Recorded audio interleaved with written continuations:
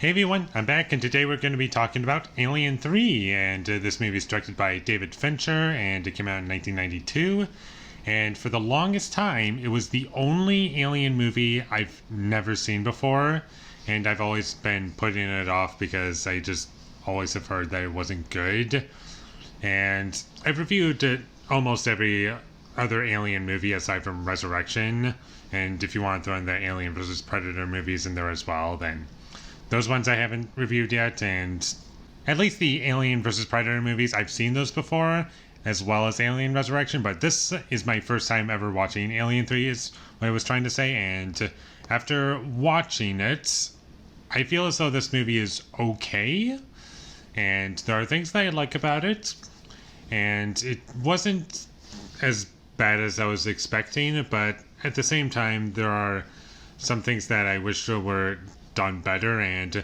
before I get any further, I'm talking about the theatrical cut, not the assembly cut. And what I really like about this movie are the performances. I think Sigourney Weaver is great, as always, as Ellen Ripley, and there were some good practical effects in the movie. I do like the design of the alien in this movie.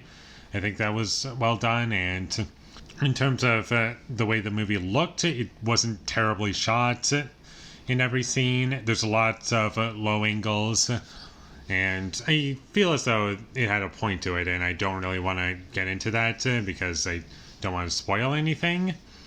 But overall, I kind of get to what they were going for, and the story itself, it's basically just the first movie going back to basics, and instead of on a ship, it's on a prison planet where there's like no escape, and there's no weapons, nothing, and it's just isolated in this prison that's like a 10-mile radius basically of like nowhere to go. And I liked that, and there are things to appreciate about the movie, and there are good parts to it, but unfortunately once we get past the first act, that's where the movie kind of goes downhill for me, and it just devolves into, oh, we got an alien, and it's making everything worse now, and it's killing people off one by one, and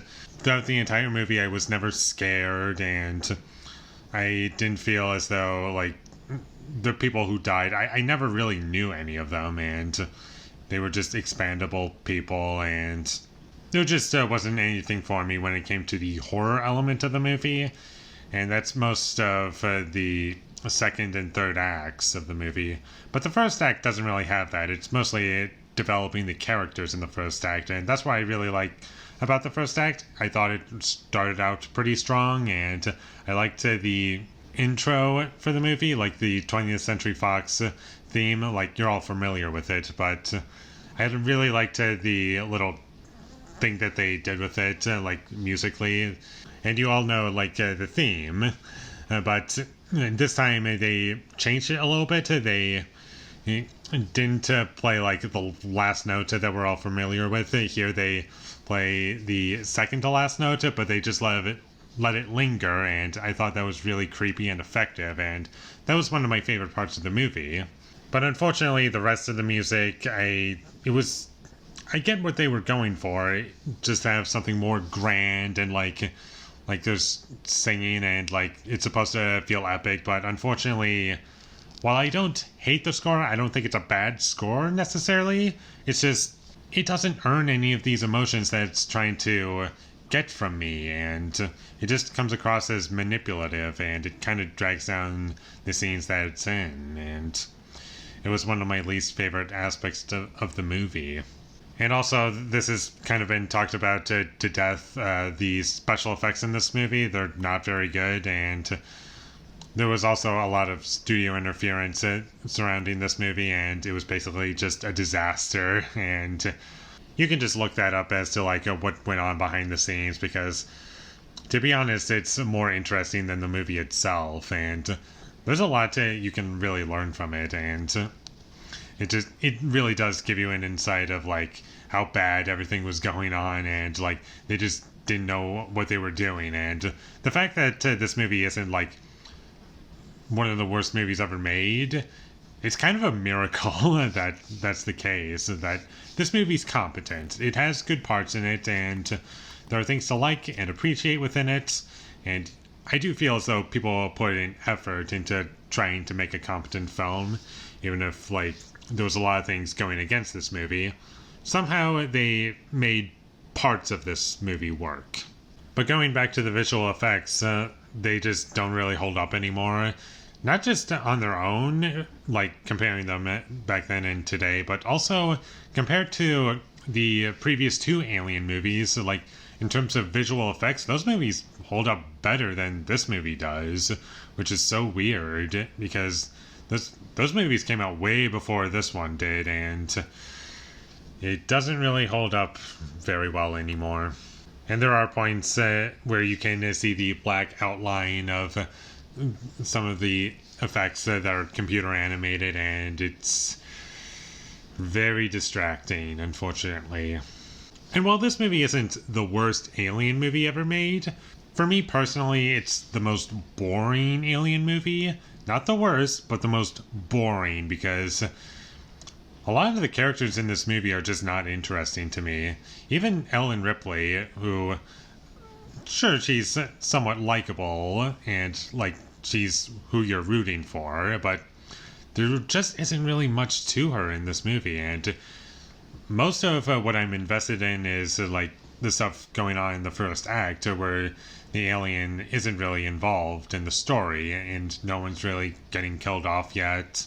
All that stuff was pretty good, but after that point, it just doesn't really work for me that much anymore. Another thing that kind of bugged me, not throughout the entire movie, but mostly in the opening scene, was the editing. And it keeps cutting back between credits and things happening, and it cuts back to credits. And sometimes the shot stays for like a second before cutting to another shot of credits, and then it was just all over the place, and it felt somewhat experimental. Like, I don't know the best way to put it, but it did not pay off, unfortunately, and there are some things in the movie that don't really make any sense, and like when you start to think about them. And that's about all I have to say about Alien 3. It wasn't great. I'm glad that I finally watched it after not watching it for so many years.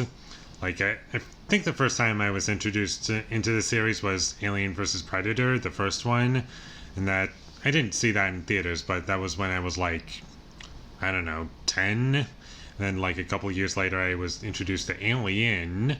Then like sometime around there I watched Alien Resurrection, and then I saw, I think, Prometheus and then Alien Covenant. And yeah, and I didn't get around to seeing Aliens for the longest time, and then I watched it like a few years later after watching Alien Covenant.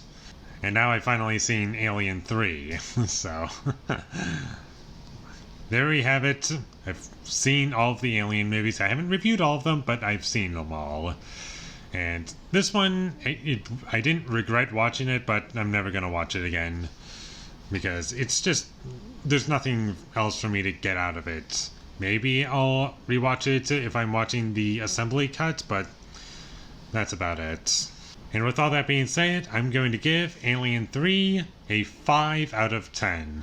Thank you for watching my videos as always. If you enjoyed this review, be sure to leave a like and comment down below what you thought of Alien 3, and my social media links, they will all be in the description, so follow me there. And last but not least, subscribe to be a part of Foley Nation, and I'll see you when I get my next review up, and that is going to be for Alien Resurrection, just to get it out of the way. So look forward to that, but until I get that up, thank you for watching and have a great day.